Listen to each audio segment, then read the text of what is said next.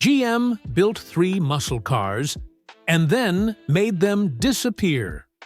General Motors had the power, the technology, and the brawn. But some of their boldest, fastest, and rarest creations? They disappeared without a trace, built in secret, produced in tiny quantities, or shut down before they ever made it into the spotlight. These cars were too hot, too expensive, or too wild for the streets. Here are 3 forgotten GM muscle cars you were never meant to see. Support the channel by subscribing, and liking your support keeps us moving forward.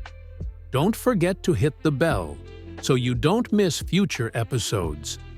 Thanks. Number 3, 1965 Chevrolet Chevelle ZE16. The muscle car GM kept in the shadows. Before the Chevelle SS396 became a household name, Chevrolet quietly built something even rarer, even faster, and even more exclusive. The 1965 Chevelle Z16. It looked like a regular Malibu, but it wasn't. It was a factory-built street fighter. A high-performance experiment so ahead of its time, GM almost didn't want you to know it existed. Only 201 Z16s were ever made, and that includes the prototypes. Just 200 went to dealers, and they weren't cheap. With a sticker price of over $4,500, more than a Corvette that year. The Z16 was Chevrolet's way of saying, "We can build something faster than anyone else. We just won't tell everyone about it." So, what made it special? Under the hood was a 396 cubic inch big block V8, rated at 375 horsepower. But many believe it made even more. It was the first time that engine ever appeared in a Chevrolet passenger car. Paired with a Muncie 4-speed heavy-duty suspension and upgraded frame bracing, the Z16 was built to handle serious power and speed. But here's the mystery. Chevrolet never heavily advertised it. The car was built late in the 1965 model year. There were no big magazine spreads, no flashy commercials. Even some dealerships didn't know it existed. It was a halo car, a statement of intent, not a mass-produced muscle machine. Then, just like that, it vanished. The 396 became available in the 1966 Chevelle SS396, which would go on to muscle car stardom. But the Z16, the original, faded into obscurity. No follow-up, no continuation. It was one model, one year, and gone. You weren't supposed to remember it, but now you do. If you want more stories about the hidden machines GM never meant for the spotlight, hit like, subscribe, and ring the bell so you never miss the next forgotten legend. Number 2, 1973 Oldsmobile Hurst Olds, the Forgotten Thunder from Lansing. By 1973, the muscle car era was in trouble. Insurance rates were up, emissions rules were cracking down, and horsepower was quietly being replaced by comfort and styling. But in the midst of that shift, Oldsmobile and Hurst teamed up to build something bold. The 1973 Hurst Olds. And just like that, it disappeared. This wasn't your typical Cutlass. The Hurst Olds was a limited production performance machine, built to commemorate Oldsmobile's role as the pace car for the Indianapolis 500 that year.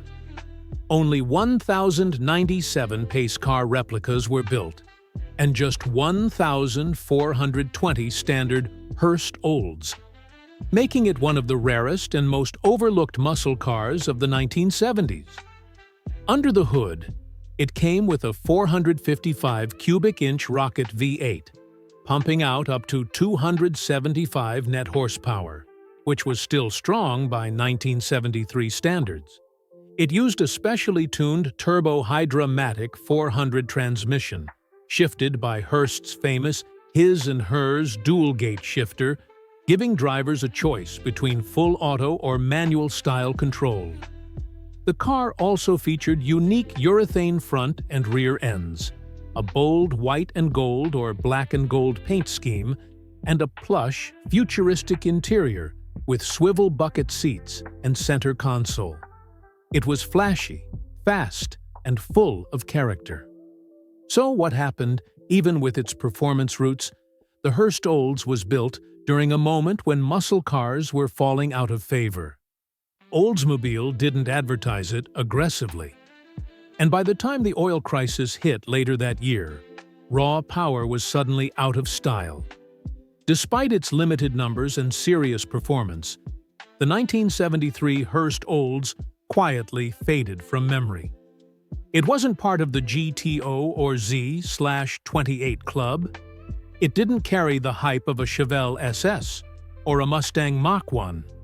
But it was GM muscle through and through, wearing a tuxedo.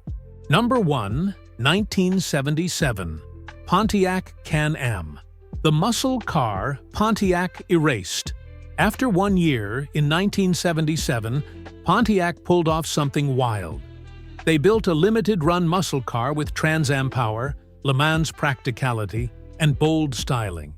It was called the Can-Am, and it had all the makings of a legend. But just as quickly as it arrived, it was gone.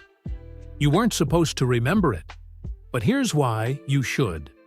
The Pontiac Can-Am was based on the Le Mans Coupe, but given a full transformation. Under the hood, the TA 6.6-liter 400 cubic inch V8, straight out of the Trans Am, paired with a heavy-duty turbo 400 transmission. Some even got the 403 Olds V8 in certain states. Either way, this car could haul, all while offering full-size comfort. On the outside, it looked nothing like your average Le Mans. The Can-Am came in only one color, cameo white, with orange and red stripes, a bold rear spoiler, and a custom shaker hood scoop that screamed performance. It wore unique Can-Am badging and a blackout grille, making it stand out even next to a Firebird. Pontiac planned to build 5,000 units, and demand quickly exceeded that. Some insiders say dealers were begging for more. But after just 1,377 Can-Ams were made, the program was canceled without warning. Want more forgotten GM legends? Hit like, subscribe, and tap that bell so you don't miss the next rare muscle car the world almost forgot.